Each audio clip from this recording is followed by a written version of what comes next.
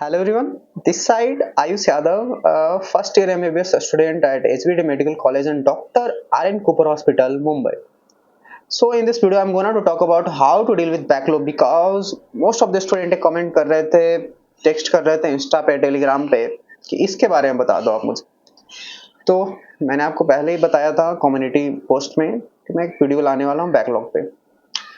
सो देखो, जो तुम जानते हो वो चीजें मैं बताऊंगा या 99.9% यूट्यूबर जो बता रहे हैं, सो कुछ तुम्हें फर्क पड़ेगा नहीं। तो जो मैंने किया था वो सबसे बेस्ट किया था मेरे हिसाब से। मैं तुम्हें बताता हूँ, तुम अप्लाई करना फिर मुझे बताना। मुझे बिलीव है कि तुम्हें वो बहुत ज़्यादा हेल्प करेगा। तो मैंने क्या किया था, देख हमारे पास टाइम नहीं होता है, किसी के पास कोई भी एस्पायरेंट हो, आईआईटी नीट किसी भी मतलब कैसा भी एस्पायरेंट हो, उसके बाद अलग से टाइम करंट पोर्शन तो मैनेज ही नहीं कर पाता, अलग से 2 घंटे या 2.5 घंटे कहाँ से निकाल पाएगा, ठीक ना। तो मैं क्या करता था, जैसे वैसे बैकलॉग में, जैसे लेक्चर की बैकलॉग की भी बात मैं नहीं कर रहा हूँ, मैं वैसे बैकलॉग की बात कर रहा हूँ कि जो मैंने चैप्टर मतलब हुआ अच्छे से नहीं किया, उसका क्वेश्चन नहीं अच्छे से किया, मतलब चैप्टर मतलब वो निकल गया चैप्टर बट अच्छे से क्वेश्चन नहीं कर पाया, अच्छे से समझ नहीं आ पाया है, और या 4-5 महीने पहले पढ़ा था, अब मैं लग रहा है कि भूल ही सा गया हूँ। तो उन चीजों के लिए मैं क्या करता था, देखो मैं 919 रूल बताया हूँ ना, वो मेरे हिसाब से वो मेरा ब्रेकफास्ट लंच एंड डिनर का टाइमिंग है, उसके हिसाब से मैं पढ़ता था, वही यहाँ बताने, तुम्हारा कभी भी हो तुम अप्लाई कर सकते हो।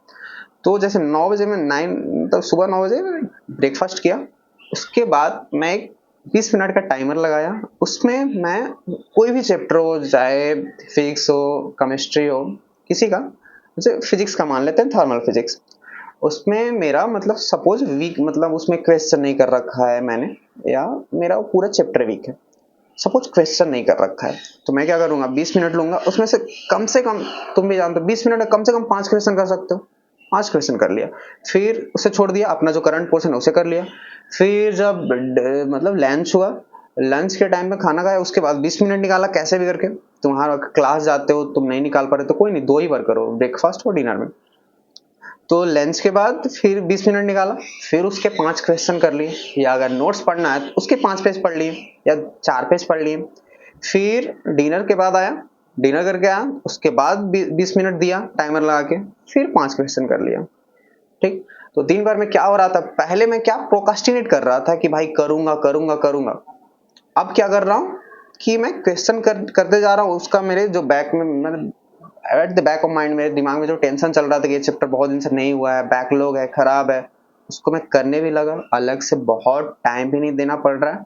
और तुम देखोगे कि अगले 7 से 10 दिन में वो चैप्टर तुम्हारा जो और भी बाकी सारे चैप्टर्स है ना, उससे भी ज्यादा स्ट्रांग हो जाता है, क्योंकि उसमें तुम पार्ट पार्ट में करके देते हो ना, तुम हर एक क्वेश्चन पे टाइम देते हो ना।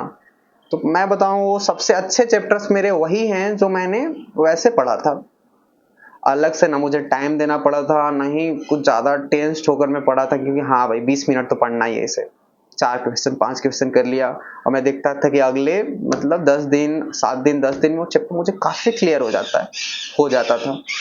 आई थिंक तुम पे वर्क करेगा।